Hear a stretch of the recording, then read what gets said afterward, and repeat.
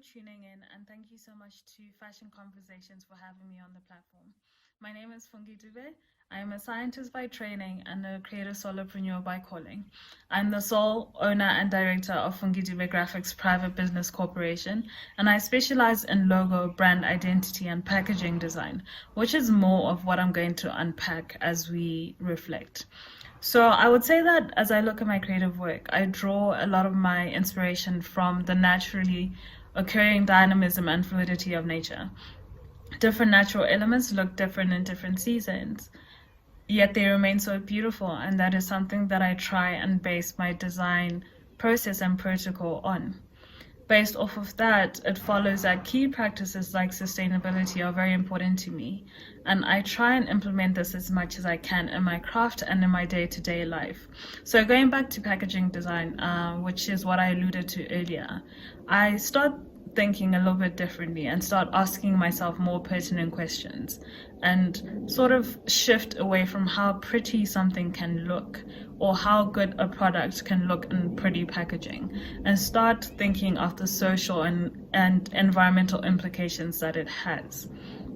So take, for instance, if we're talking about just a regular box, when it now comes to packaging design and possibly the labels that are going to go in it and whatever else concerns that box, you start thinking of what the box is going to be made out of. You start thinking of whether it can be disposed of without bringing any environmental harm. You also think of repurposing. So if we're going to then use this and implement all of these practices, then can you then repurpose it for something else once the product inside is actually finished?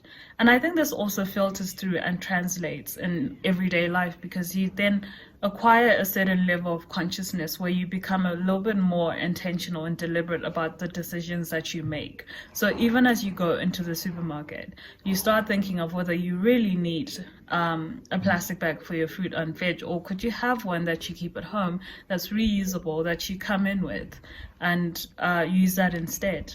You also start thinking about the clothes that you're buying.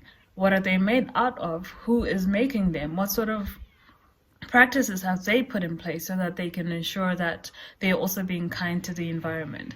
So I definitely think that sustainability is for everyone.